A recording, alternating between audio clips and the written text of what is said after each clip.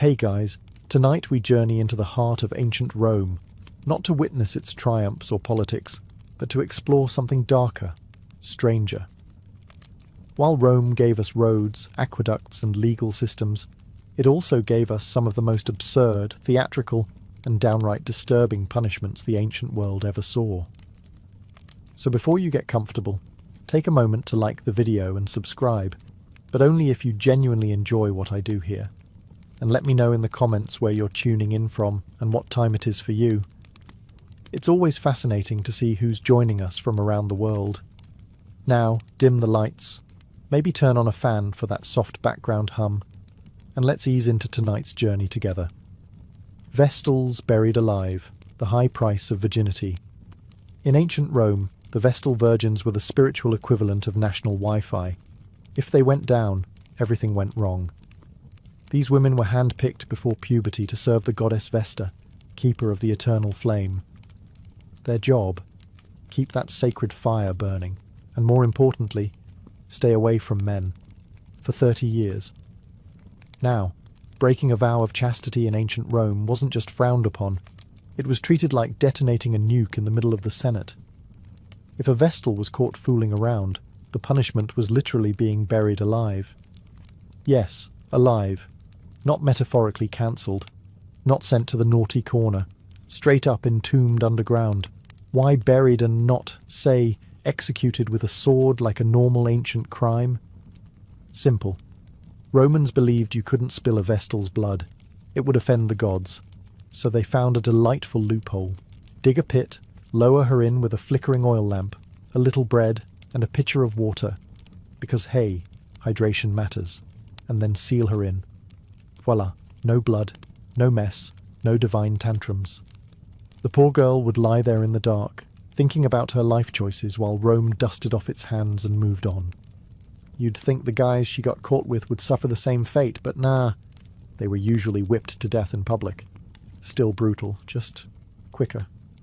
To be fair, becoming a Vestal was a big honour. You got front row seats at the games, travelled in fancy carriages, and even had the power to pardon condemned prisoners with a single word. But all of that came with one little catch. Mess up once, and you're sleeping underground, permanently. And yes, Rome took it that seriously. One famous Vestal, Cornelia, was accused during Emperor Domitian's reign. Before being sentenced, she reportedly shouted, "Does Caesar think I've had sex with a god then? Because no mortal man touched me?" Bold move. Didn't work. So if you're ever feeling overwhelmed by your job, just remember, at least your boss isn't threatening to bury you in a hole with some stale bread and a dusty oil lamp. Rome, where HR policies were written in stone, and fear. Poena cullae, death in a sack, with animal roommates. Ah, ancient Rome, the birthplace of philosophy, architecture, and punishments that sound like fever dreams. Let's talk about Poena cullae, which translates to penalty of the sack. And no, this isn't some quirky medieval game show. It's what happened if you committed the ultimate Roman taboo, killing your father. Romans didn't just slap you with a fine or toss you in jail. No. If you murdered dear old dad, they gave you the deluxe punishment package, starring you and 4 unfortunate animals. First, the Romans would tie your hands, maybe give you a moment to reflect on your life choices. Spoiler, you'd made bad ones. Then sew you into a large leather sack. Sounds cozy, right? But it gets better. Joining you in the sack were a dog, for loyalty you lacked, a monkey, because why not add chaos, a snake, to slither through your regrets, and a rooster, perhaps to announce your doom at sunrise. Then the sack, now bursting with bad decisions and animal rage, was hurled into a river, ideally a deep one. The result? A flailing, yelping, screeching, hissing blender of panic and poetic justice. No one really knows why these specific animals were chosen, but historians think it was symbolic. Dogs represented family, monkeys chaos, snakes deceit, and roosters vigilance. Basically, your sins made flesh and feathers. Can you imagine the moment inside that sack? You're being headbutted by a monkey while a snake coils around your leg, the dog's losing its mind, and the rooster thinks it's a Tuesday. If this sounds like the worst escape room ever, you're not far off. The punishment was rare, thankfully, but Rome revived it occasionally just to make a point, usually under emperors who loved the theatrical. It wasn't just about killing the criminal, it was about making a statement, and maybe traumatizing a few spectators while they were at it. So next time your dad makes a lame joke or forgets your birthday, just be glad you weren't born in Rome. Back then, patricide didn't mean therapy. It meant sack time with the serpent circus. Crucifixion. But upside down, flipping the script on suffering. When we hear the word crucifixion, most of us think of one thing: a wooden cross, a slow, agonizing death, and a warning to anyone watching not to mess with the state. It was Rome's signature punishment, brutal, public, and humbling. But leave it to the Romans to occasionally throw in a little creative flair. Enter the inverted crucifixion. Yes, upside down. Because apparently, dying upright wasn't humiliating enough. This method was reserved for special cases, usually people the authorities really wanted to make an example of. Criminals, traitors, and occasionally rebels who insisted on being difficult even in death. But perhaps the most famous upside-down crucifixion was that of St. Peter, one of Jesus' 12 apostles. According to tradition, when Peter was sentenced to die by crucifixion under Emperor Nero, he made a strange request. "Crucify me upside down. I'm not worthy to die like my Lord." And Rome, being the efficiency machine that it was, said, "Sure, why not?" Now here's where things get a little intense. Crucifixion was already one of the worst ways to die, combining asphyxiation, blood loss, and total public humiliation. But flipping the body changed the dynamic. Blood rushed to the head, muscles strained in unnatural ways, breathing became nearly impossible, and it hurt. A lot. Think of it like this. It's the difference between sitting through a boring lecture and sitting through that lecture upside down while someone drives nails into your ankles. Not quite the same vibe. But this wasn't just about suffering. It was about symbolism. An inverted cross became, ironically, a symbol of humility. Peter's choice was meant to show reverence, not rebellion. Unfortunately, that image later got co-opted by horror movies and metal bands, giving it a very different PR spin. The Romans, they didn't care about the symbolism. For them, it was about sending a message. Cross us, and we'll make your death as weird and memorable as possible. So the next time you're hanging out, hopefully not literally, remember that ancient Rome could turn any punishment into performance art. Upside-down crucifixion wasn't just death. It was death with dramatic direction. Decimation, the original team-building exercise, with a twist of trauma. When you think of a motivational speech, you might picture a coach yelling, "We win together, we lose together," but in ancient Rome the phrase could easily have been, "We march together," or 1 in 10 of you dies.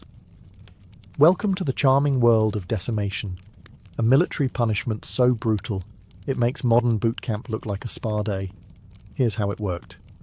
If a Roman unit showed cowardice in battle, tried to desert, or mutinied, the commander had a nuclear option. Not in the explosive sense, more like the psychological warfare sense. The entire group would be lined up, and every 10 soldiers would draw lots. The lucky one? He got beaten to death by his 9 comrades, with clubs, stones, or whatever was nearby. Yes, you heard that right.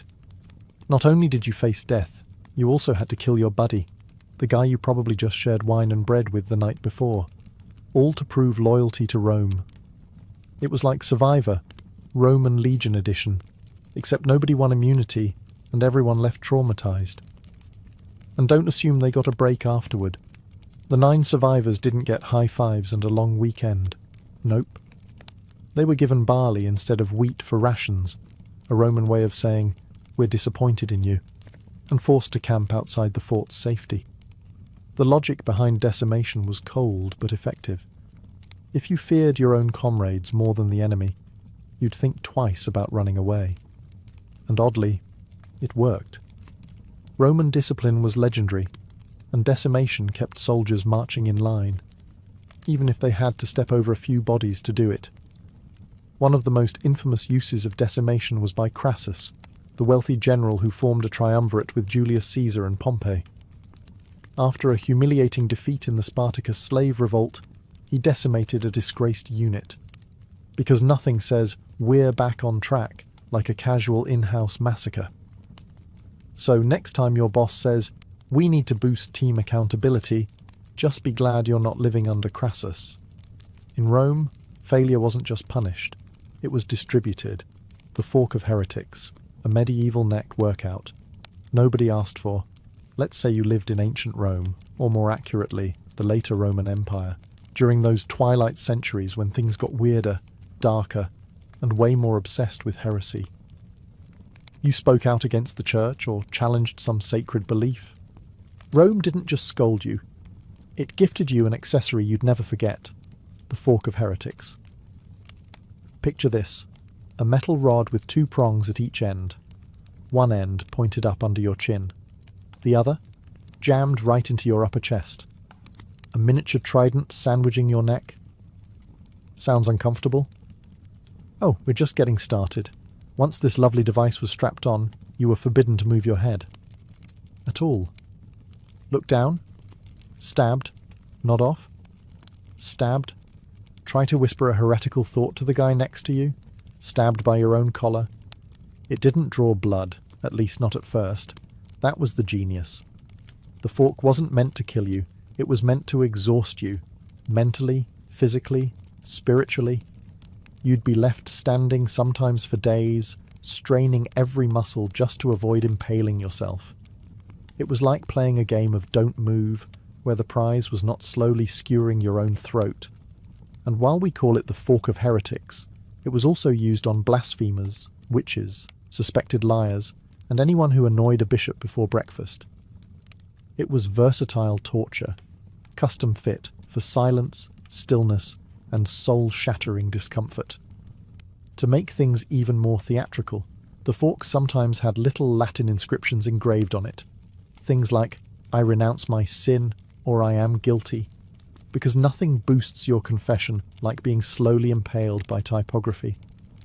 What's wild is that this punishment wasn't even one of Rome's most extreme. It was more of a starter pack for sinners. No blood, no public execution, just quiet suffering and internal panic. A sort of intro course in agony, Heresy 101.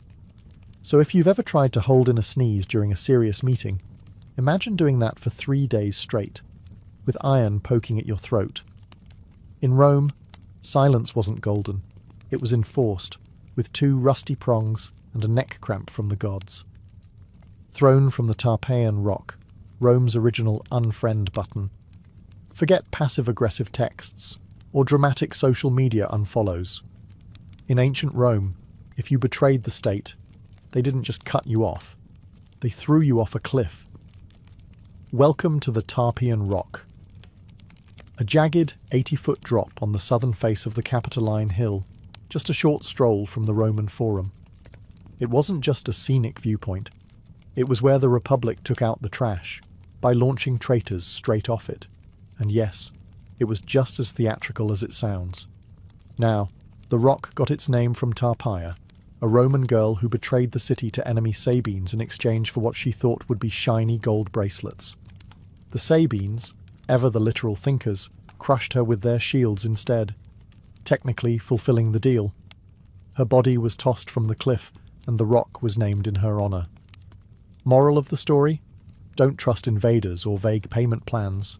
But after that, the Tarpeian Rock became Rome's favourite tool for dealing with traitors, corrupt officials, false witnesses, and anyone who made the state go, yeah, this one needs dramatic punishment. No hanging, no sword, just a short flight and a sudden stop. The condemned were often stripped, paraded, and then marched to the edge, where gravity handled the sentencing. And yes, there was usually a crowd. Nothing like a good old-fashioned execution to spice up market day. It was public, it was final, and it was symbolic. You weren't just dying, you were being removed from the city, physically and spiritually. The ultimate cancel culture, Rome edition. Interestingly, the rock sat just a stone's throw away from the Temple of Jupiter, which meant that if you lied to the gods or the state, your final moments included a front-row view of heaven. Briefly. Over time, more elaborate punishments came along. Lions, crucifixions, burning tunics. But the Tarpeian rock remained a classic, elegant in its simplicity, brutal in its message. So next time someone says, they really threw him under the bus, remind them, the Romans did it first. No wheels, just stone, and betrayal echoing through the hills. Damnatio ad bestias, death by lion, applause, optional. Welcome to the Colosseum. Stone, sweat, and 50,000 roaring fans. Ancient Rome's version of cable TV. Today's main event? Damnatio ad bestias, or as we'd call it, being fed to wild animals while everyone eats snacks. This punishment, meaning condemnation to the beasts, was Rome's go-to for criminals, traitors, prisoners of war, and, most tragically, Christians who wouldn't bow to imperial gods. And make no mistake, this wasn't just about death. It was about spectacle. Rome didn't believe in boring executions. They believed in theatre. The condemned were tossed into an arena where hungry lions, leopards, bears, or sometimes even elephants were waiting. But here's the twist. Rome being Rome, they often dressed the victims up first. That's right, they turned their deaths into morality plays. One unlucky soul might be dressed as Orpheus, only to be mauled mid-lyre solo. Another might play a mythological villain like Prometheus, only for birds to peck at him in accurate reenactment. It was entertainment, justice, and religious propaganda, all rolled into one fur-covered disaster. You might ask, did they even have a chance to defend themselves? Absolutely not. This wasn't a trial. This was a death sentence wrapped in applause. The crowd came to see blood. And if the lions were sleepy that day, no problem.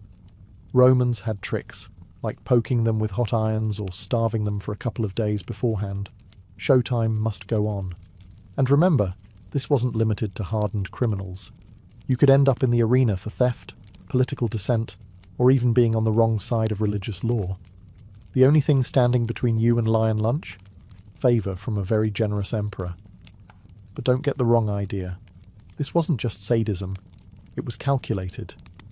A warning to anyone watching.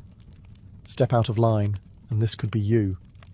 Rome ruled by fear and felines. In time, the Christian martyrs flipped the script, turning beastly death into a badge of honour. But for most, damnatio ad bestias was less about glory and more about gore. So the next time you grumble about jury duty, be glad it doesn't involve dressing as a myth and dodging leopards. Forced suicide with honour, when Rome let you die with dignity. Kinda in ancient Rome, getting a death sentence didn't always mean you were dragged to the arena or tossed off a cliff. Sometimes, if you were lucky, or rather, politically connected, you got a special kind of punishment. Forced suicide. Sounds contradictory, right? We're not going to kill you, but we strongly suggest you do it yourself. Here's how it worked. If you were a senator, a noble, or just someone high enough in Roman society to own more than one tunic, and you managed to offend the emperor, maybe by plotting a coup, maybe just by existing too confidently, you'd receive a quiet visit. A scroll would be delivered, a polite message from the emperor, and it would go something like this. You have dishonoured the state. Please, take the honourable route out. Translation: kill yourself by sunset, or we'll do it for you, and make it nasty. The upside? If you complied, your family got to keep your property. Your name might even be left unblemished in the records. Maybe. It was the Roman version of a severance package, with blood instead of paperwork. This wasn't considered a humiliation. It was viewed as noble. In fact, many elites saw it as a final act of control. A chance to write their own ending, sometimes literally.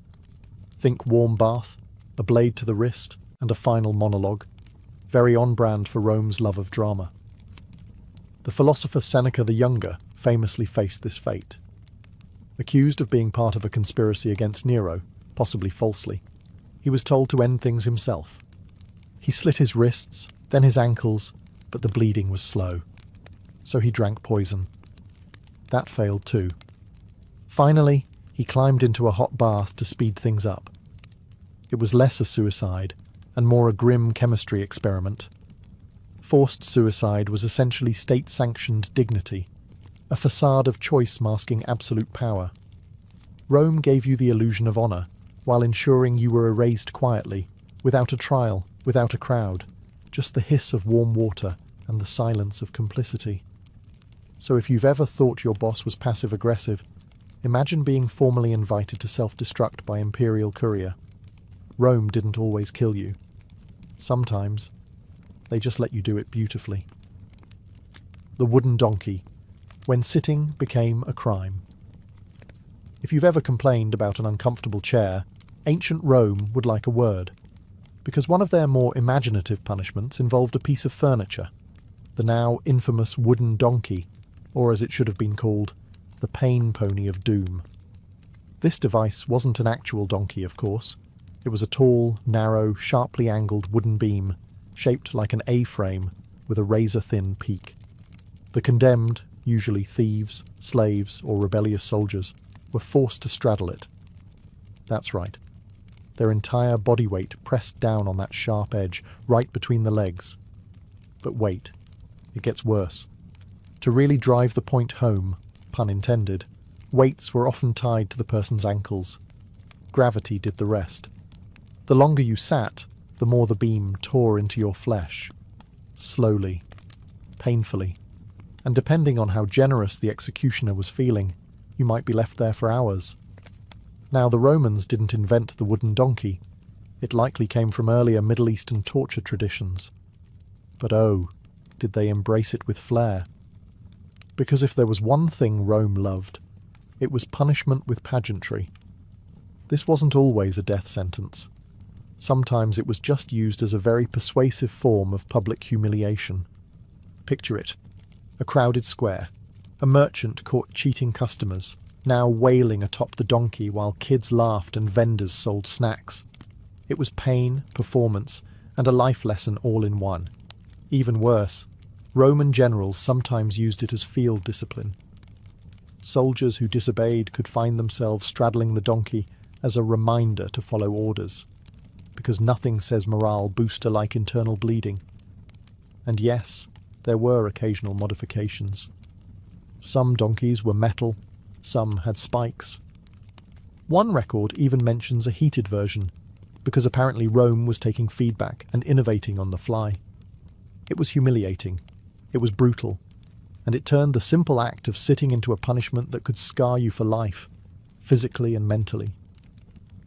So the next time your office chair feels a bit stiff, just remember, at least it's not a sharp triangle and no one's tying rocks to your feet. In ancient Rome, bad posture wasn't your biggest problem. The furniture was. Branding the face, when your mugshot was permanent. In a world without ID cards, background checks, or Google searches, ancient Rome had a simple solution for keeping track of criminals. Just burn it onto their face. Yes, we're talking about branding. Not the kind companies do with logos, but the kind where your actual forehead becomes a crime label. And if you were a thief, runaway slave, or repeat offender, congratulations! You now had a permanent facial feature that screamed, "Do not trust this guy." The branding was usually done with a heated metal rod, pressed into the skin with the gentle mercy of a blacksmith on a deadline.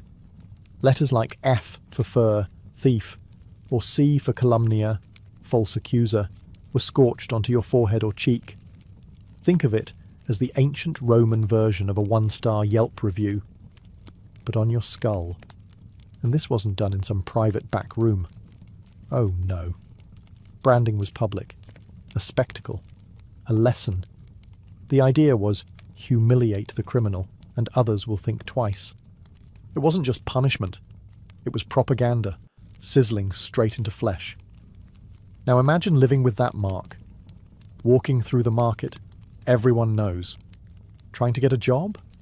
Good luck. Flirting with someone? Forget it. You weren't a person anymore. You were a walking crime scene. Runaway slaves were especially targeted. Many were branded with the letters FUG, short for fugitivus, meaning escapee. And if they ran again after that, harsher branding, or worse. Slaves weren't just property.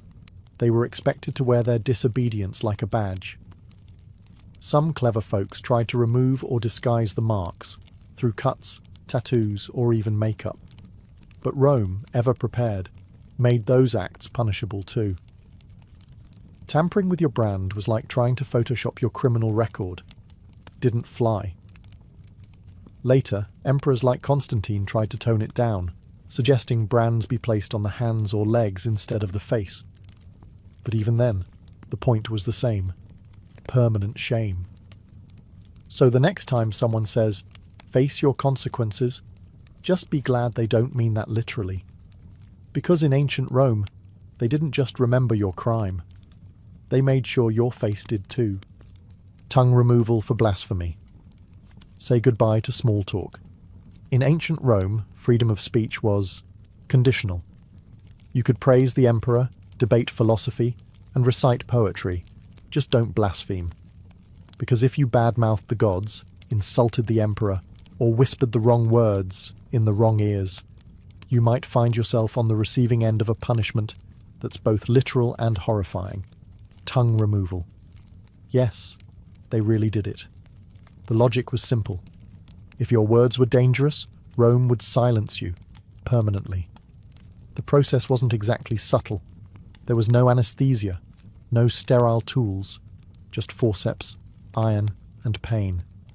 A soldier or executioner would clamp your tongue, slice it off, or in some cases, rip it out entirely. It wasn't surgery. It was state-approved censorship. And it wasn't always about religion. Sure, blaspheming against the gods was a fast track to punishment, especially if you mocked Jupiter in public or questioned the sacred fires. But often, blasphemy meant speaking out against the emperor or the empire's moral order. Basically, if your mouth made powerful people uncomfortable, you were suddenly a medical emergency. One wrong joke, one heretical whisper, one rebellious chant, snip. This punishment wasn't just brutal, it was theatrical. Public tongue removals sent a clear message. Words have power, but ours has more. And even if you survived the ordeal, life afterward wasn't exactly a picnic. You couldn't speak clearly. You couldn't argue your innocence. You couldn't even scream properly. It was isolation through mutilation. A scarlet letter carved not into your skin, but into your silence. Ironically, some of the earliest Christian martyrs suffered this fate. They refused to renounce their faith and kept preaching. Rome couldn't silence their ideas, so it went for the messenger, literally. Of course, the Christians then turned these stories into tales of divine courage, which only made the Romans more furious. If you're thinking this sounds extreme, remember, Rome was obsessed with control, and there's no better way to control a person than by cutting out their voice. So next time someone tells you to hold your tongue, be thankful it's just a figure of speech, because in ancient Rome, they meant it. Breaking on the wheel, when your bones became art. If you thought the Romans were running out of creative ways to destroy a person, allow us to introduce the wheel, also known as the breaking wheel, or for those with a dramatic flair, the Catherine wheel, named later in medieval times. It was less an execution and more a macabre sculpture session using the human body as raw material. Here's how it worked. First, the condemned was tied to a large wooden wheel, arms and legs spread, like a grisly human starfish. Then, an executioner armed with a heavy iron bar would begin the real work, smashing the limbs, one by one, slowly, deliberately. The goal wasn't to kill right away. Oh no. The goal was to shatter the bones while keeping the victim alive, snap the arms, crush the thighs, twist the ankles so they no longer looked like ankles. The body would fold unnaturally, becoming a grotesque display of pain and precision. But the pièce de résistance. The broken body was then woven through the wheel's spokes, limbs bent and threaded like a nightmarish macrame project. Sometimes the wheel was hoisted up on a pole, like a flag of warning. Other times, it was left to spin gently in the wind, because why not add ambiance? This wasn't just about punishment. It was public messaging. Breaking on the wheel was used for crimes considered especially vile, like murder, treason, or highway robbery. It said to the crowd, "This is what happens when you step too far out of line. And you didn't just die. You decayed in full view." Survivors? Rare. But here's the twisted twist. If someone did survive the ordeal, say they were still breathing after a day or two, they were sometimes shown mercy with a final blow to the chest or neck. Sometimes. As horrifying as this sounds, the punishment outlived Rome. Medieval Europe loved it so much they turned it into an art form, adding spikes, fires, and dramatic scripts. Rome had simply set the stage. So next time you think your commute is rough, remember, at least you're not strapped to a wooden wheel, becoming the centerpiece of a public bone gallery. In Rome, justice wasn't blind. It was bold, brutal, and built for maximum exposure. Execution by hot ash, death by the grainy slow burn. When it came to killing creatively, ancient Rome always had something simmering. Literally, enter one of its lesser-known but deeply disturbing punishments, execution by hot ash. It's not as famous as crucifixion or the lions, but it might just be one of the slowest and most psychologically terrifying ways to die ever devised. No swords, no bloodshed, no quick release, just ashes. Heated, suffocating, and endless. This gruesome method is credited, unsurprisingly, to Emperor Nero, a man who treated executions like performance art. In one recorded instance, Nero had an enemy buried up to the neck in a pit. So far, classic Rome. But instead of beheading or stoning him, Nero added a twist. A funnel was inserted into the man's mouth, and hot ash was slowly poured in. Not boiling water, not fire, ash. At first glance it seems harmless. Ashes are soft, right? But here's where the genius horror kicks in. The ash is scorching. It clogs the throat, sears the lungs, and suffocates from within. It doesn't kill fast. It chokes. Slowly, gradually. You feel every moment, every breath turning to fire, every swallow becoming your last. And as the ash settles, you're not bleeding. You're not burned on the outside. But inside, everything is failing. It's death by dust. Death by suffocation dressed as silence. Why ash, though? Because it was humiliating, undignified.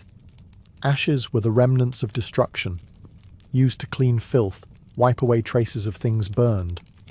To die in ash was symbolic. It meant you were beneath notice, unworthy of steel or flame. You weren't even worth a dramatic death, just the slow grind of what was left over. It's worth noting this punishment wasn't common. It was reserved for those Nero really didn't like. People whose very existence he wanted erased quietly, yet with maximum psychological torment. And to the crowd, it didn't look like much. No blood, no screams. Just a man in a hole, and a trickle of grey dust. So the next time someone tells you, ashes to ashes, dust to dust, remember that in Nero's Rome, that wasn't just poetic. It was protocol. The tunica molesta, Rome's deadliest wardrobe malfunction. In ancient Rome, fashion didn't kill, unless you were wearing the tunica molesta, or as we might call it, the flammable death robe. Picture this. You're led into an arena or strapped to a stake, and instead of chains or ropes, the executioner approaches you with a tunic. Oh good, you think. At least they're giving me something to wear. Then you notice it's dripping, not with water, but with pitch, tar, and oil.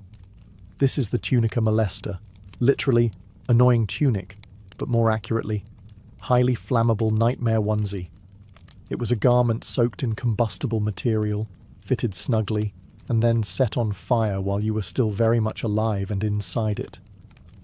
This wasn't just a method of execution, it was a public performance, most famously used under emperors like Nero, who turned executions into after-dinner entertainment. During his infamous garden parties, Nero would use the tunica molesta to light the grounds, human torches illuminating his twisted vision of Roman leisure. Who wore it? Arsonists, traitors, Christians, anyone deemed worthy of a particularly theatrical end. The flames clung to the body, melting skin, igniting hair and searing lungs. And there was no escape, no rolling to put it out. The tunic stuck to you. It burned with you. And because Rome loved a good mythological reference, they sometimes modelled it after Hercules' poisoned shirt, a garment that caused the hero unbearable agony before his death. Rome didn't just kill you, they made it poetic. The real genius, if we can call it that, was in the psychology. You weren't just dying. You were displayed, shrieking, flailing, engulfed in fire while crowds watched. It sent a message clearer than any stone inscription. This is what happens when you cross the empire. Some records even suggest music was played during the burning. Nero reportedly plucked his lyre as the flames rose. Talk about a hot performance. So if you ever complain that your clothes are uncomfortable or too tight, be glad they're not soaked in oil and part of a public execution ceremony. Because in Rome, fashion didn't just make a statement, it screamed, damnatio memoriae. When Rome deleted you from history, most Roman punishments ended with the body, but some, they reached further, into memory, into legacy, into obliteration. This is damnatio memoriae, the condemnation of memory, Rome's most haunting punishment of all, because what's worse than death? Being forgotten on purpose. If you were an emperor who embarrassed the state, a general who rebelled, or a senator who fell too far from grace, Rome might not just kill you, they would erase you. Completely. Statues, smashed or defaced, inscriptions, chiseled out, portraits, painted over. Your name? Struck from official documents, coins, and monuments. If you had achievements, they were reassigned. If you had supporters, they were silenced. And the most devastating part? It worked. Many of the people subjected to damnatio memoriae were powerful, known, feared. Yet today, we don't even remember their names, because Rome was that good at deletion. Whole reigns vanish into silence. It's historical vaporization. One of the most famous examples was Emperor Geta, brother of Caracalla. After Caracalla had him assassinated, in their own mother's arms no less, he didn't stop there. He ordered Geta's image removed from every mosaic, painting, and bust. Thousands of inscriptions were edited, his name scratched out by hand. In some surviving art, you can still see the ghost of Geta's figure. Awkward gaps, half faces, names partially scraped away. It's chilling, like history caught in the act of forgetting. But damnatio memoriae wasn't just about vengeance. It was about control. If Rome could rewrite the past, it could sculpt the future. If you could make it seem like someone never existed, then maybe their ideas didn't exist either. It was the empire's way of saying, you were never here, and if anyone says otherwise, they'll be next. There's something terrifyingly modern about it too. We talk today about cancel culture, social erasure, reputations destroyed in hours. But Rome was doing it 2,000 years ago, just with chisels instead of tweets. So as we close this strange journey through Rome's most bizarre punishments, remember this: the cruelest punishment wasn't fire, or lions, or ropes. It was the silence that followed. Because in ancient Rome, the worst thing that could happen to you was to be forgotten. In the early 1800s, the American landscape stretched endlessly westward, wild, unknown, and whispering promises to those bold enough to chase them. The east, crowded with cities, factories, and fading farmland, had begun to feel tight, constrictive. But the west, that was the dream. A blank canvas with just enough danger to make the paint stick. It began as a whisper, in taverns, in church pews, around dinner tables. Stories of open land, of rivers that shimmered like silver, of valleys that bloomed without effort. The Louisiana Purchase in 1803 had more than doubled the size of the young United States. Suddenly, there was space, unimaginable space, and it belonged to no one, or so the government claimed. For many, the West was more than a direction on a compass. It was a fresh start, a place where your name didn't carry your debts, where nobody asked where you were from, only what you could do with your hands. It called to dreamers and desperados alike, farmers looking for new soil, widows seeking peace, and adventurers chasing legends carved out of campfire tales. There were no highways, no guarantees, and no second chances. Every journey westward began with uncertainty. Would the wagon survive the mountains? Would the river freeze too soon? Would there be food on the other side? And yet, tens of thousands went. Entire families, with infants swaddled in flour sacks and grandmothers tucked between crates of salted pork, set off into the unknown. To go west was to gamble everything, but to stay behind felt like surrendering to a life of limits. The frontier wasn't just a place on a map. It was a test, of will, of grit, of the ability to carve order out of chaos using nothing but timber, steel, and raw hope. And as the sun sank behind endless prairies and mountain ridges, casting long shadows on wagon wheels and weary faces, one thing was clear. America's story wasn't written yet. It was being dragged slowly westward, one rickety mile at a time. Before the pioneers could brave the wild frontier, they had to build a vessel that would carry not just supplies, but their entire future. Enter the covered wagon, the backbone of the westward migration. It was no stagecoach or fancy carriage. It was a wooden box on wheels, held together by sweat, hope, and iron nails. Most families didn't build wagons from scratch. They bought them or modified existing carts. The most famous type was the Conestoga, but on the frontier, something smaller, lighter, and cheaper was needed. That became the prairie schooner, so named because its canvas top, billowing in the wind, looked like a ship sailing across grassy seas. But this ship didn't carry gold or jewels. It carried salted pork, flour, beans, cast-iron pots, a spinning wheel, a Bible, and maybe one good quilt. Every inch was accounted for. Space was life. And weight? Weight could kill you. A fully loaded wagon might hold up to 2,000 pounds, any more, and the oxen pulling it would collapse long before you reached the Rockies. Horses were too delicate, mules too expensive. Oxen were the true engines of expansion, slow, stubborn, but unbreakable. Families slept in the wagons, under them or beside them. Privacy was a luxury few could afford. And despite what Hollywood suggests, people didn't ride inside all day. That would jostle bones and bruise backs. Most walked, mile after mile, day after blistering day. Wagons weren't just transportation, they were survival pods.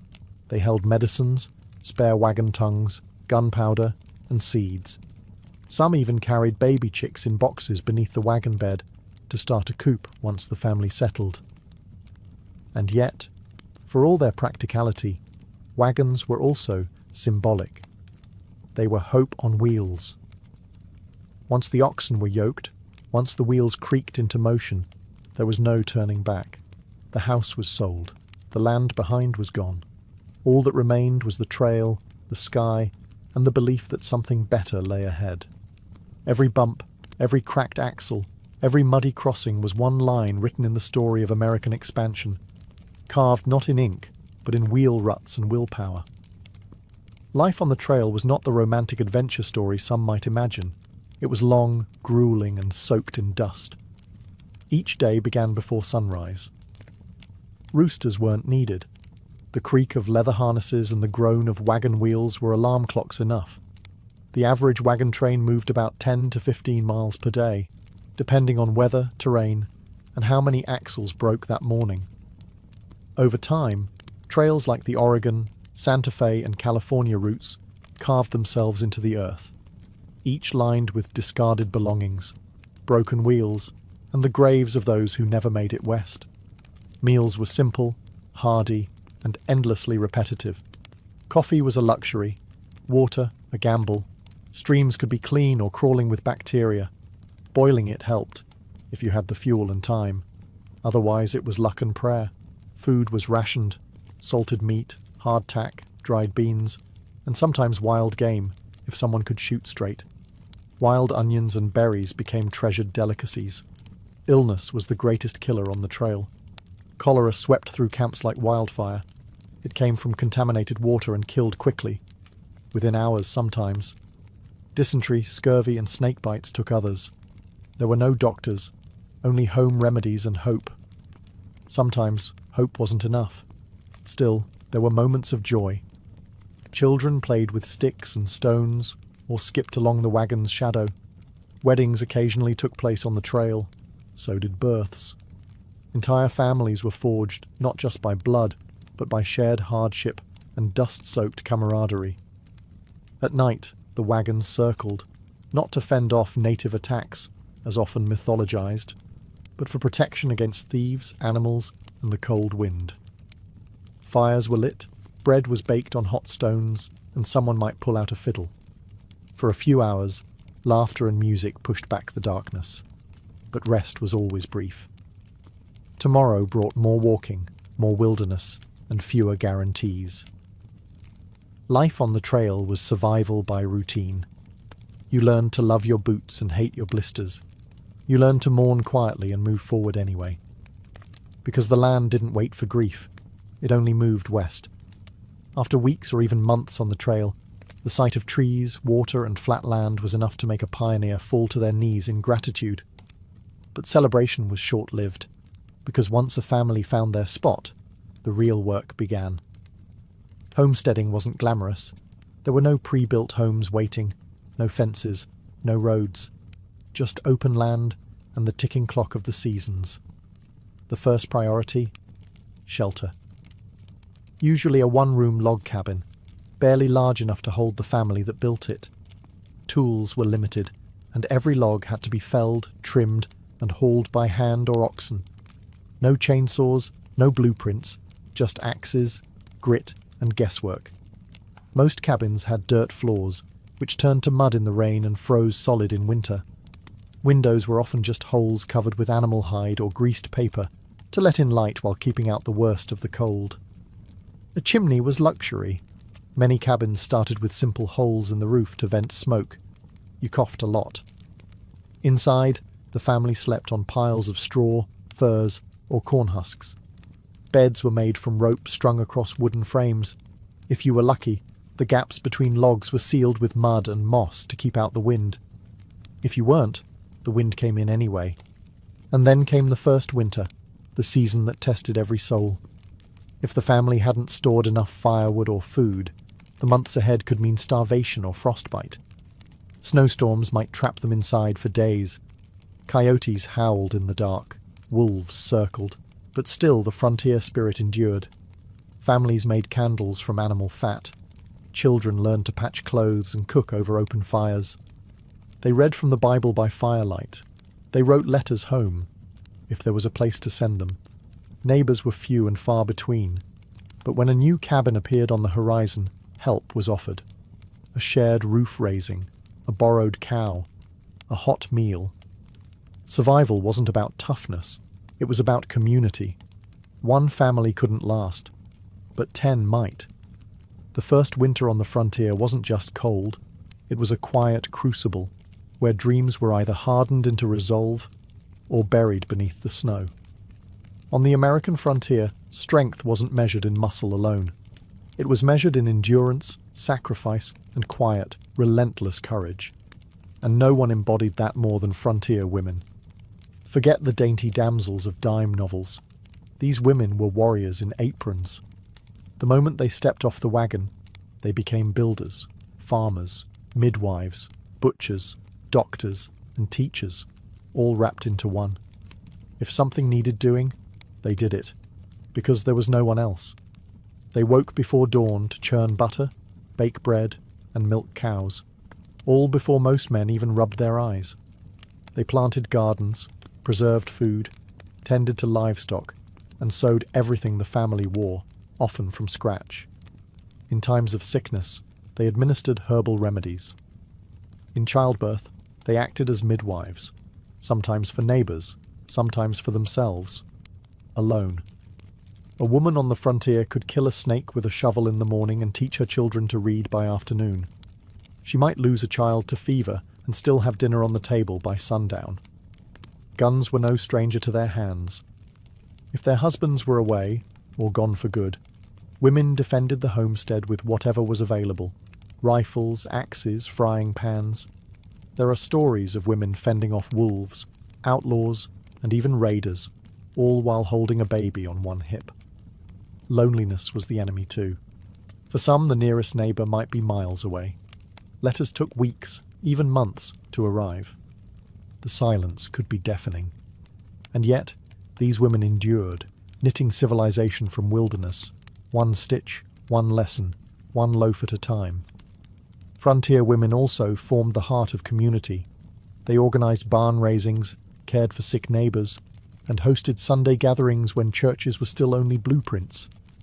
When towns finally sprang up, it was often the women who insisted on schools, libraries, and law. They weren't background characters in the story of the frontier. They were the backbone.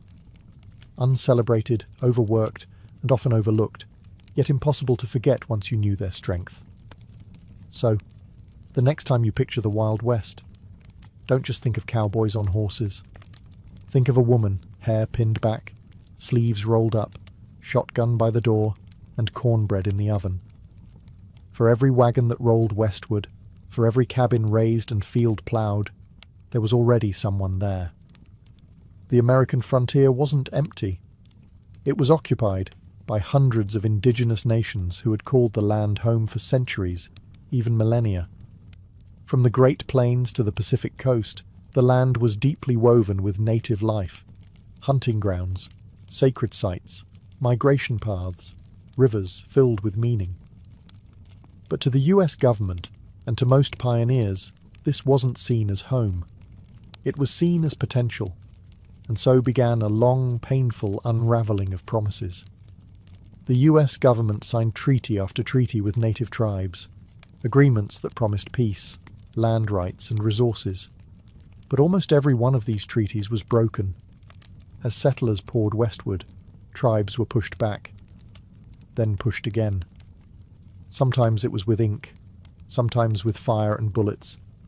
Entire nations were forced onto reservations, often barren and far from ancestral homes. The Cherokee, Choctaw, Lakota, Comanche, and dozens more were made strangers on their own land. Some native groups tried diplomacy, others resisted. Armed conflicts erupted. The Black Hawk War, the Sand Creek Massacre, Little Bighorn. But even when native warriors won a battle, they lost the war. The government simply kept coming, with troops, with railroads, with settlers hungry for space and willing to claim it at any cost. It wasn't just a land grab. It was cultural erasure. Children were taken from families, sent to boarding schools where they were punished for speaking their languages. Sacred traditions were outlawed.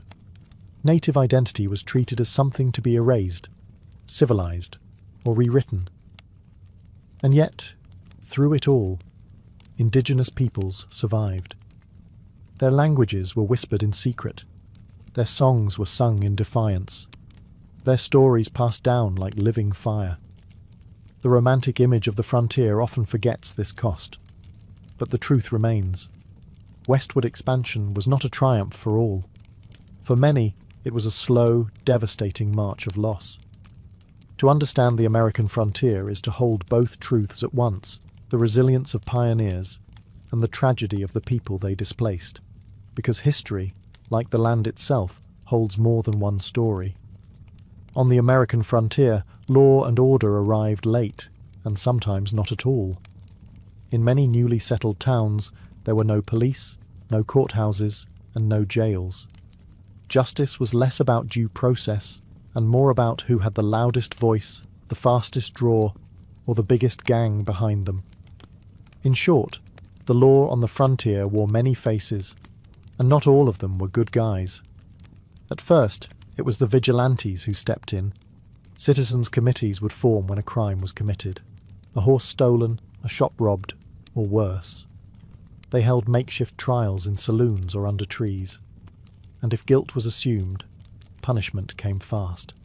A bullet, a rope, or being run out of town with a warning and a bruised ego. Eventually, the towns grew, and with them came lawmen, sheriffs, marshals, and deputies.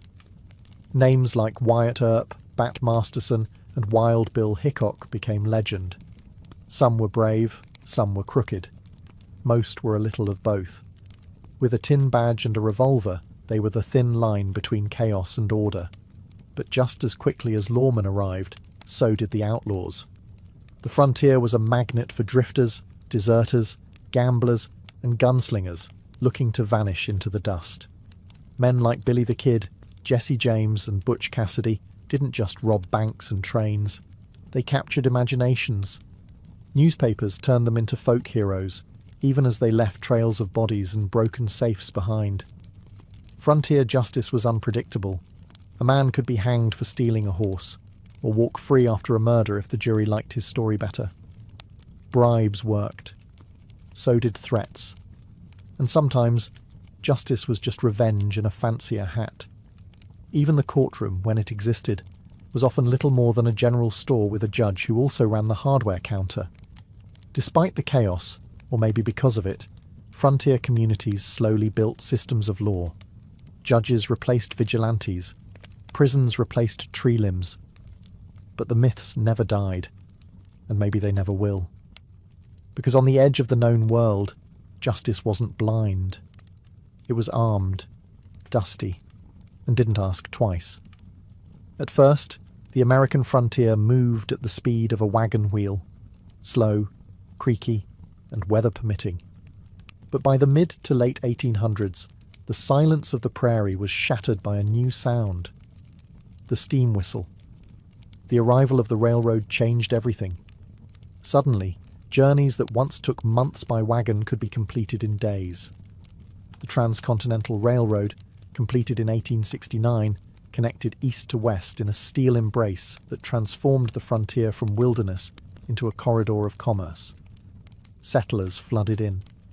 Towns popped up overnight beside new depots, and goods, everything from stoves to sewing needles, arrived by train, no longer hoarded or handmade. For pioneers, the railroad meant survival. It meant medicine could arrive before a fever turned deadly. It meant crops could be sold beyond the local market. It meant letters, long delayed by weather and rivers, could now travel in days. The frontier became less of a gamble and more of a calculated risk. But the railroad didn't come alone. Alongside it ran the telegraph wire, thin, humming strands of copper that stitched the country together with dots and dashes. The telegraph gave the frontier something it had never had before: instant communication. A rancher in Wyoming could get news of a presidential election within minutes. A sheriff could call for help from 100 miles away. Isolation, the great fear of the early pioneer, was dying, one beep at a time. The impact was huge. Economies expanded. Government reached farther. Law enforcement got faster. But not everyone welcomed it. Indigenous tribes saw railroads and telegraph poles as intrusions. Signals that the land they once roamed freely was now bound by wires and owned in sections. Some fought back, sabotaging lines, derailing trains, delaying the inevitable.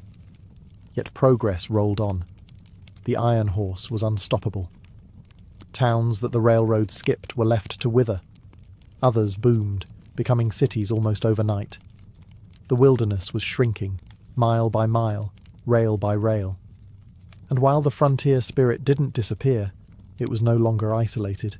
It was plugged in, connected, and commercialized. The frontier was still wild, but now it ran on steam and signals.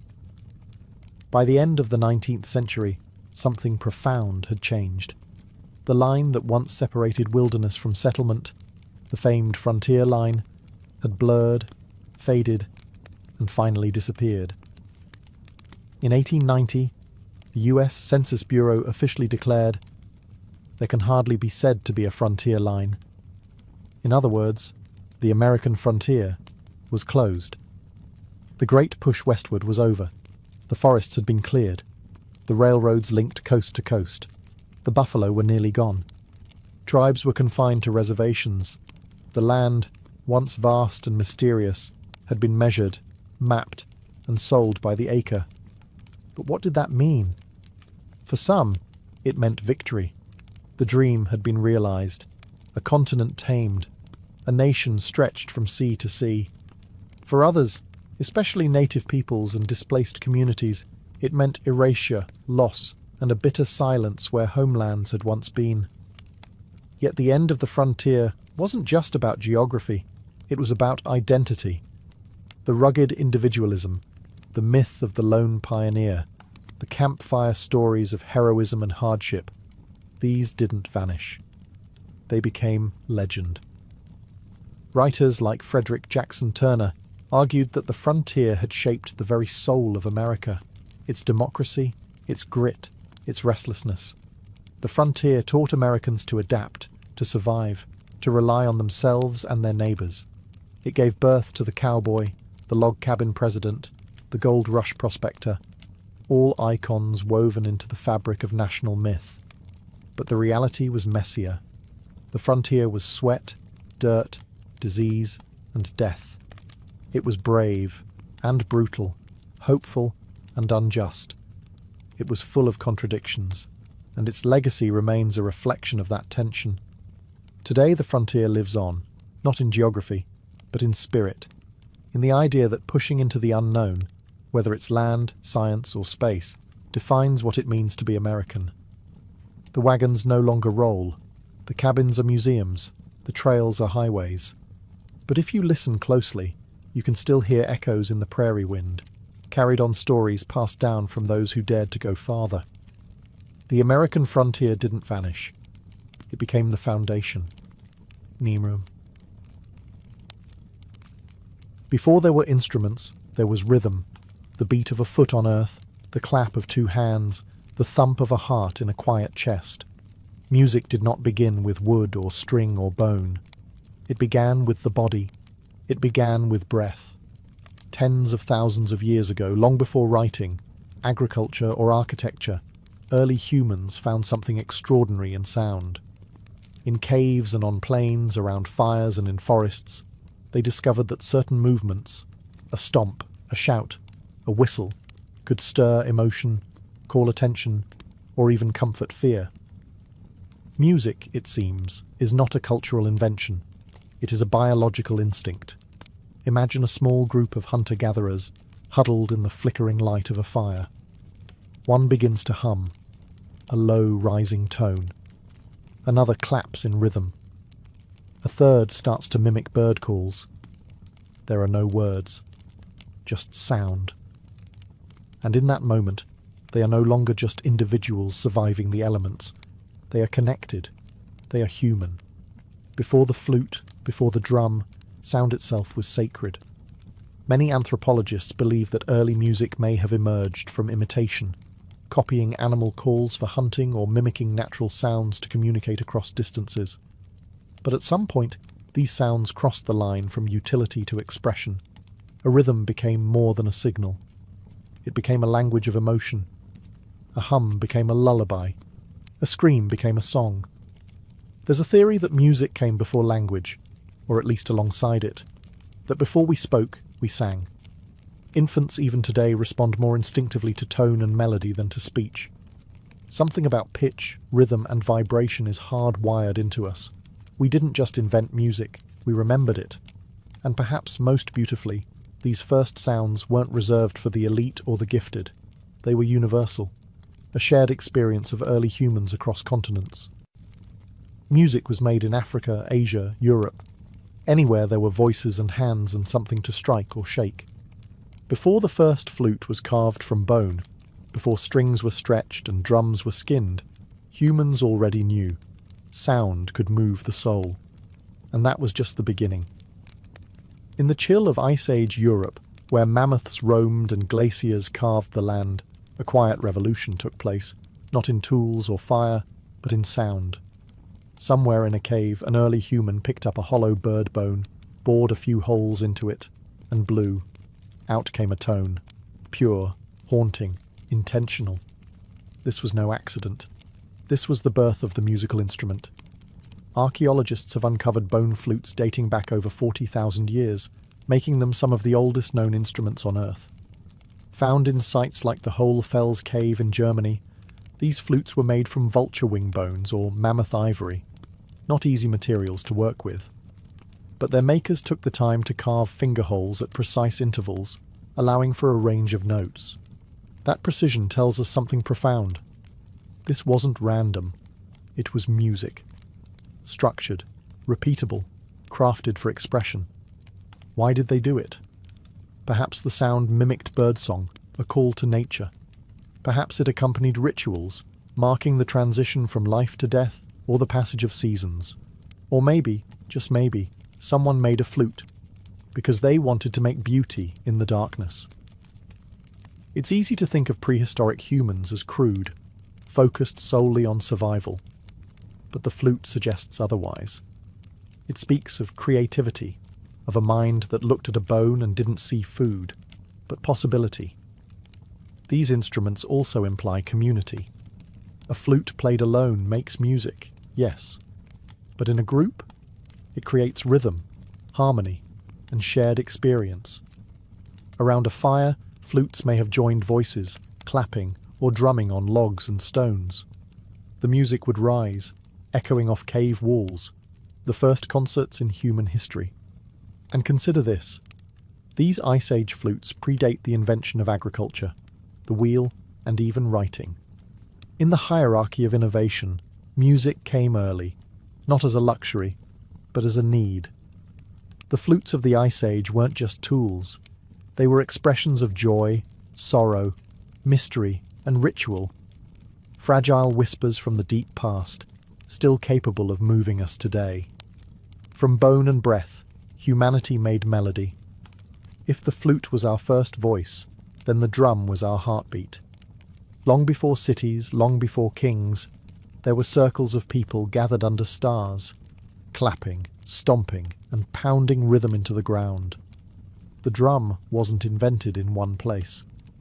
It emerged everywhere, across continents and cultures, as if the human body and Earth itself were asking to be synchronized.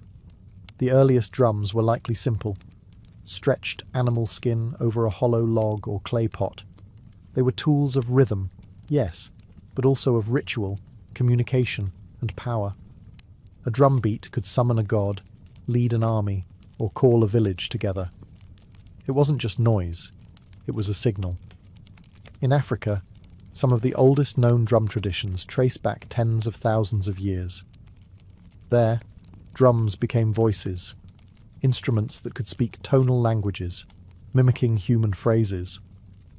In Siberia, shamans used drums to enter trances, their rhythms unlocking gateways to the spirit world. In the Amazon, the sound of a water drum echoed through the jungle like thunder made by human hands. What made the drums so essential wasn't just its sound, but its universality. You didn't need melody. You didn't need formal training. You just needed to feel the beat. And feel it we did. Drums were used in birth ceremonies, funerals, weddings, harvests, and wars. Their pulse gave structure to chaos. A rhythm could bind a tribe together, unify a ritual, or prepare warriors for battle. The beat said, "We are one." Even in early agriculture, drumming had a place. Farmers beat sticks to scare away birds. Harvest festivals featured dances led by drum beats. Rhythm marked time, not just hours, but seasons, cycles, and transitions. Over time, drums evolved. People added carvings, paint, and spiritual symbols to their instruments. Drums were not just functional, They were sacred objects, representing fertility, protection, or divine connection. And always, they connected us. Across language barriers, across generations, across worlds. In a world before clocks, electricity, or writing, rhythm was how we counted, and how we felt. Drums brought sound to life. They made time tangible. And in their pounding, we found not just music, we found meaning. As humanity moved from caves to cities, music evolved from survival ritual into sophisticated art. Nowhere was this more evident than in ancient Mesopotamia, the cradle of civilization, where rivers carved kingdoms and writing was born. Here, music began to look elegant. Among the temples and ziggurats, we find some of the earliest depictions of stringed instruments, harps and lyres, drawn on tablets, carved into walls, and even buried with kings. These weren't bone flutes made in secret. They were crafted with care, adorned with gold, silver, and lapis lazuli, their curves as graceful as their sound. The harp, in particular, became a symbol of refinement, religion, and royalty. In the city of Ur, dating back over 4,500 years, archaeologists uncovered the famous bull-headed lyre, buried beside the tomb of a noblewoman. Its body was inlaid with gold, and its face crowned with a golden bull's head. Not just an instrument, but a myth in wood and string. These early harps didn't have frets or fingerboards. Strings were plucked by hand, and each tone was fixed. But what they lacked in flexibility, they made up for in atmosphere. A Mesopotamian harp didn't shout like a drum, it whispered. Its notes hung in the air like incense, sacred, dreamlike. In these cities, music became organized. Musicians were trained. Scales and intervals were recorded in cuneiform. The harp was used in ceremonies, storytelling, and even astronomy, as scholars mapped the stars and matched them to harmonies, believing the heavens themselves sang in celestial intervals. The presence of harps in Mesopotamian burial sites tells us something profound. Music was believed to follow the soul beyond death. It wasn't just entertainment. It was spiritual architecture, building bridges between worlds. And unlike the thunder of drums or the primal howl of flutes, harps brought a new quality to music. Intimacy. Soft, thoughtful, deliberate. For the first time, perhaps, sound was not just for the gods or the tribe. It was for reflection. With a stretched string and a wooden frame, Mesopotamians gave voice to silence. And from that silence, the first melodies of civilization were born. In ancient Egypt, music wasn't just an art, it was a divine language. The Egyptians believed that music was a gift from the gods. According to myth, it was the goddess Bat, later merged with Hathor, the goddess of joy, fertility, and music, who first brought song into the world. And so, music became more than melody. It was ritual, identity, and spiritual architecture, resonating through temples, tombs, and marketplaces alike. Unlike the primal flutes of prehistory, or the ceremonial harps of Mesopotamia, Egyptian music blended ritual precision with everyday life. Workers sang to keep rhythm as they built pyramids. Fishermen sang to the Nile. Priests performed hymns during sacred rites. Women played frame drums and rattles during childbirth and funerals, moments of beginning and end. The most iconic Egyptian instruments were harps, lutes, lyres, sistrums, and flutes. Harps evolved from simple angular shapes to large, curved, decorative pieces with long, arched necks, symbols of status as much as sound. Some had up to 22 strings, crafted with such elegance that they appear in tomb paintings, still vivid 3,000 years later. The sistrum, however, held a unique place. A type of rattle with metal rods that jingled when shaken, it was closely associated with goddess worship, especially that of Hathor and Isis. The sound wasn't meant for amusement. It was meant to awaken the divine, to shake off evil, and to protect the soul during ceremonies. Musicians in Egypt weren't always commoners. Some were priests or priestesses, serving in temples through music. Others were court musicians, entertaining pharaohs and foreign dignitaries with songs praising gods, kings, and legacy. Music also bridged worlds. In funerals, songs and chants guided the soul through the underworld. Tombs of the wealthy often included lyrics, and even illustrations, of instruments and musicians, as if to ensure the departed would be accompanied by sound in the afterlife. For ancient Egyptians, music was eternal. It honoured the gods, unified the people, and reminded them of cosmic order. Ma'at. Rhythm wasn't chaos. It was the heartbeat of the universe. In Egypt, to make music was to echo the sacred. To the ancient Greeks, music wasn't just an art form. It was a science of the soul and of the universe itself. While other civilizations used music in ritual and celebration, the Greeks asked a deeper question. Why does sound move us? And their answer was found not just in poetry or philosophy, but in mathematics. Enter Pythagoras, the philosopher best known today for his triangle, but who also played a monumental role in the origins of music theory. According to legend, Pythagoras passed a blacksmith's shop and noticed something strange. The sound of hammer strikes changed depending on the size and weight of the hammers. This inspired an experiment with strings. He discovered that when a string was divided in simple ratios, like 1.2 or 2.3, it produced consonant, harmonious tones. This revelation birthed the idea of the harmony of the spheres, the belief that the cosmos itself operated on mathematical ratios, and that music was an echo of universal order. Every plucked string wasn't just a note. It was a mirror of the heavens. Greek instruments reflected this philosophy. The lyre, a small harp-like instrument, became a symbol of civilization and education. Poets like Homer and Sappho were often depicted with one in hand. The aulos, a double-reeded pipe, provided the wild, emotive contrast, played in dramas, rituals, and sometimes in war. Music in Greece was deeply tied to ethics and character. The philosopher Plato believed different musical modes could influence the soul, some inspiring courage, others promoting laziness or chaos. He advocated for strict musical education to shape ideal citizens. In his view, the wrong scale could be as dangerous as poor governance. But for the Greeks, music wasn't about entertainment alone. It was medicine. It was morality. It was mathematical perfection vibrating through flesh and air.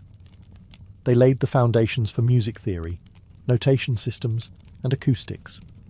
Their understanding of intervals, scales, and harmony would echo for centuries through Roman, medieval, and modern thought.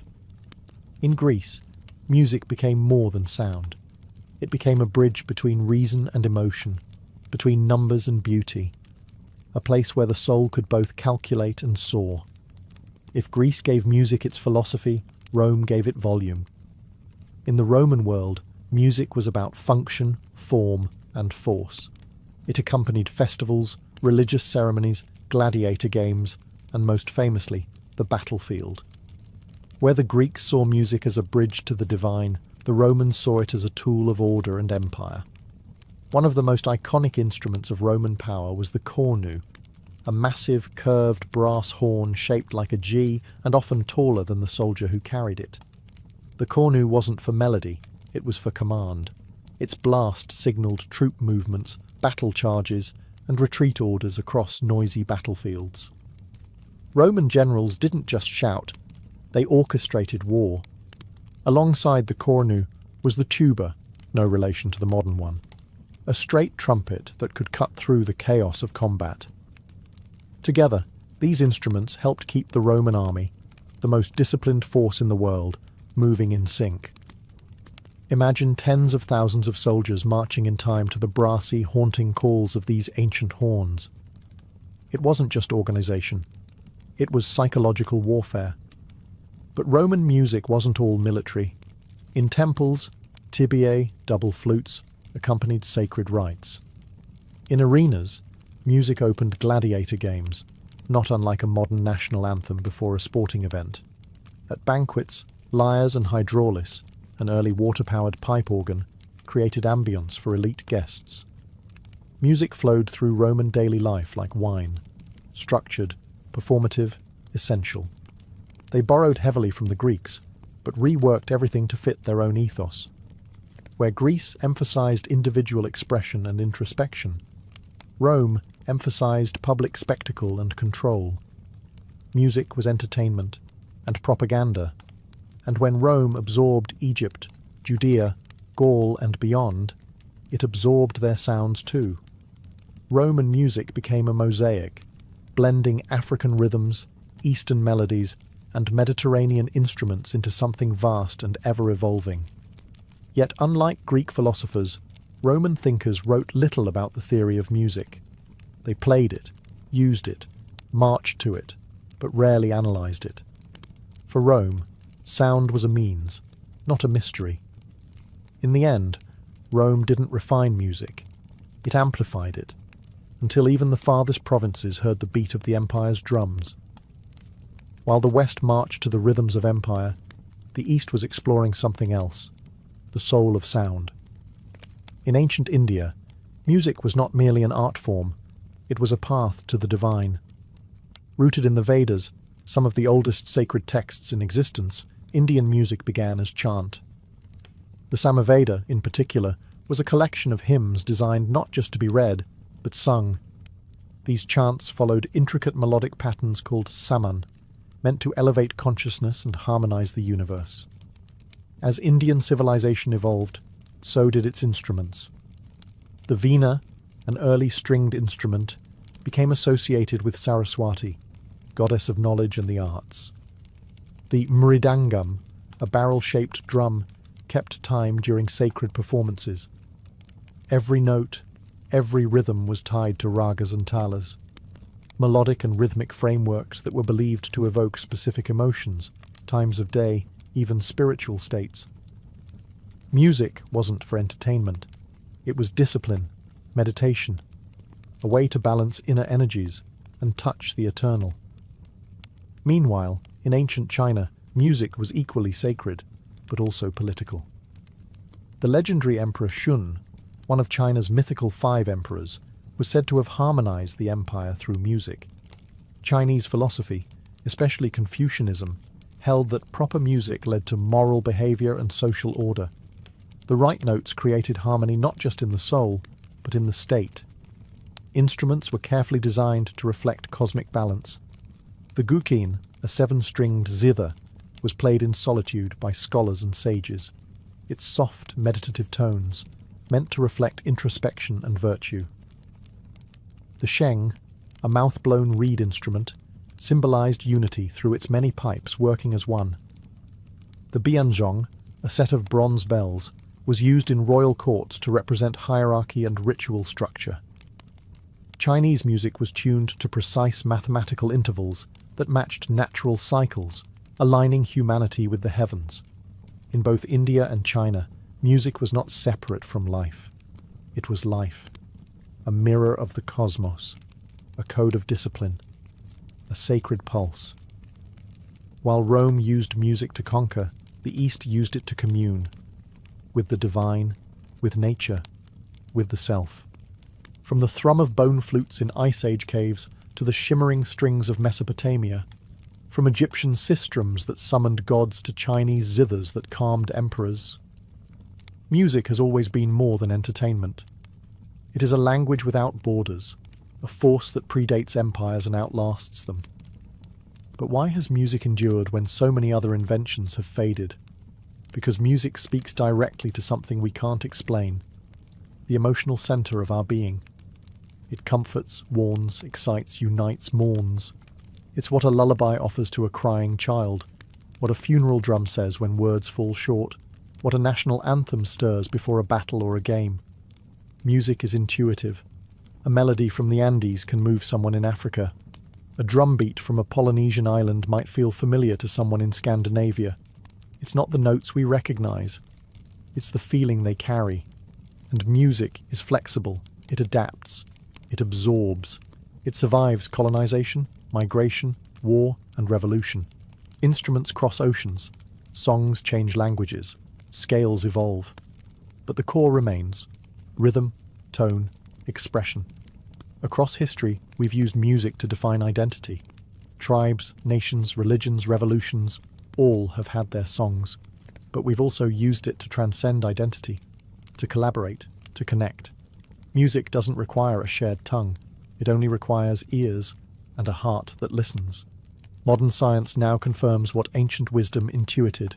Music alters brainwaves, reduces stress, and triggers memory. Alzheimer's patients, even when words vanish, remember melodies. Soldiers cope with trauma through sound. Babies respond to lullabies before they can speak.